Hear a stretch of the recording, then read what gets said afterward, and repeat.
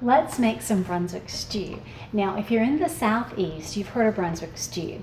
If you're not from the Southeast, you don't know what you're missing. Now, here's my disclaimer about Brunswick stew. Even within North Carolina, it seems to be fairly regional. People at the coast put different things in it.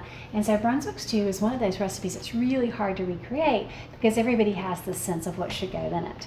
So let's start with the meat. What I'm putting in my Brunswick stew is actually some leftovers from a great barbecue restaurant we stopped in western North Carolina. We went to the Woolly Worm Festival.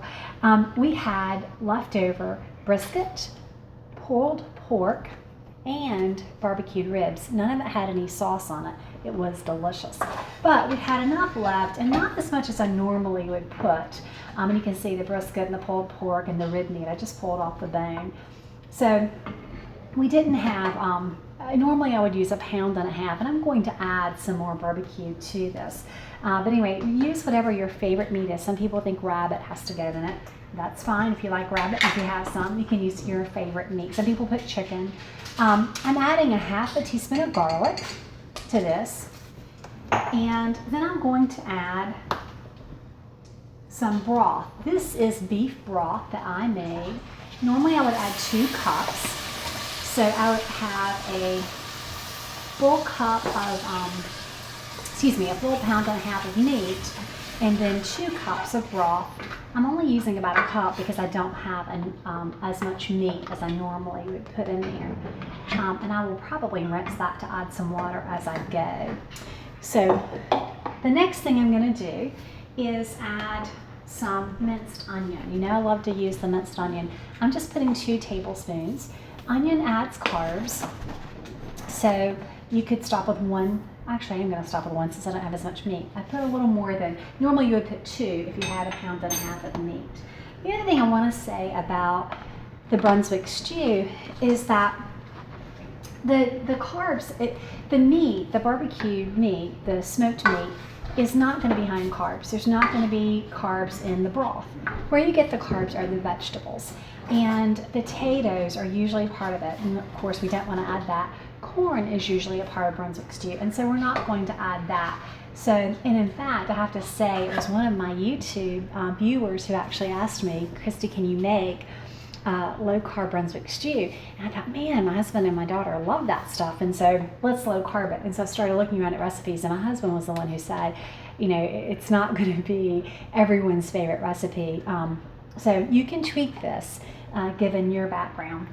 But anyway, so when I started thinking about the vegetables that need to go into this, I started thinking about lower carb options. I knew I wasn't going to use potatoes or corn, but I decided to use green beans because that is traditionally in the Brunswick stew, and that's just a can. I used a can in making this quickly. I'm using the leftover pork from the dinner last night, bone broth I had made previously. It's actually chicken bone broth, and I'm going to put in just 1 cup of drained canned green beans. You could use fresh if you prefer. You could use frozen. Either of that will work. And I'm going to add,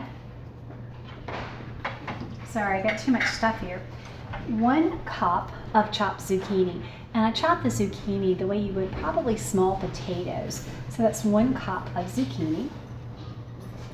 Might actually have needed another cup of broth. I'm going to use a 1/2 cup of cabbage. A 1/2 cup of chopped cabbage gives it a really nice texture. You could also use, if you wanted the crunch of the corn, you could use jicama or water chestnuts. Just a 1/4 cup of that gives it a nice crunch. But vegetables add carbs, and so whenever you add those things, just know you're adding the carbs to it. The other thing I'm going to add is 1/3 cup of strained tomatoes. That's another source of carbs, not only the vegetables, but the tomatoes as well. Let me rinse that out, get all the goodie. And I've added a little more. Like I said, I might have to put another thing of broth in this. Now, the secret to really good Brunswick stew is the butter. And people don't realize, but it has, traditional Brunswick stew has a lot of butter.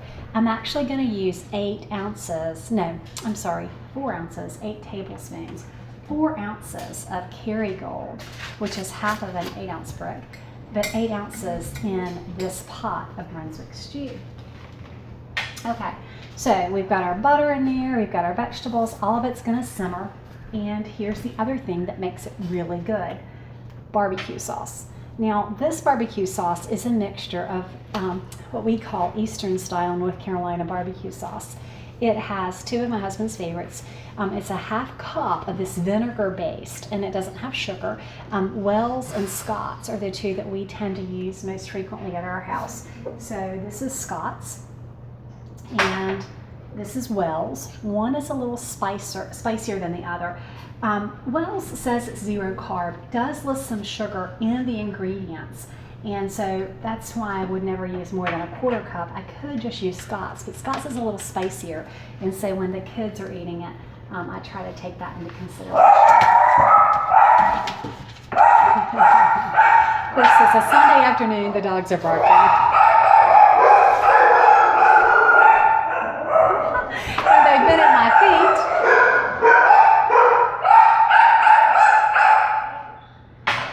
This is a low-carb barbecue sauce, and I like to make my own, and so that's what this is. And that recipe is on a video, the low-carb sauce that I make. If you don't make a low-carb sauce, you can simply use Guys, or there's another one that's low-carb that I really like.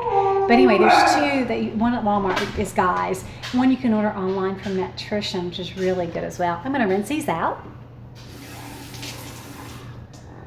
and add a little more water to it. Okay. Now let's give this a stir and see where we are. See if I need to add more chicken broth to it. And maybe not, once the butter melts. Basically, once you get your ingredients in there, you're just gonna let it simmer. Now you could add to this, you could add different vegetables that you prefer. You could use whatever other seasonings. Excuse me. I just sneeze. You could use whatever other seasonings that you want, but this works really well for us. And so I'm just going to put it in there and let it simmer. And in about 10 or 15 minutes, the vegetables will be tender. It'll all be delicious. I may also add, you can see there's not a ton of meat. Usually I do have more meat. So I do plan to add some more barbecue to it. And it'll be pulled pork that I pull from our freezer, or I may even run up to our Dickey's restaurant, Dickey's Barbecue, and buy some there. So you can use your favorite barbecue from a restaurant. In fact, that's what we tend to do, is we save it from our favorite restaurant. So that's gonna simmer, and I'll show you. I'm gonna let it simmer for about 15 minutes, and then I'll show you what it looks like before we serve it up. Okay, so it's been simmering for a while now, and the zucchini is tender, and the cabbage is tender. So let's try a little bit and see what we have. And while I'm scooping some of this out, I don't want to scoop a large amount, but while I'm scooping some of this out, I want to show you again this Chef's Limited set that I was sent. I love this set. It sells on Amazon, and what I love about it is, see how when I put it down, it doesn't touch the cabinet. It keeps the cabinet clean, and I just love that feature. And it comes in a set, I'll be showing you that, but it comes in a set with about 6 or 8 different pieces, and I really love it. Okay, so this is hot. Wow, and I can see a little bit of brisket floating on top, some green bean, some cabbage. I can't wait to try this. So there's a little bit of the beef, and let's see.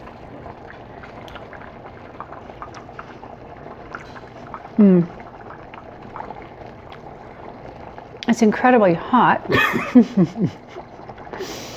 but it's got that wonderful barbecue flavor. I know that it's low carb because I know exactly what's in here. And I didn't grow up eating Brunswick stew, but my family who did generally love this recipe. It does need more meat, so make sure you put 1.5 pounds of your smoked meat. And I'll be adding some to this. I could have backed off the vegetables, but it's really good and hearty and just perfect as it gets cooler weather. Hope you enjoy it.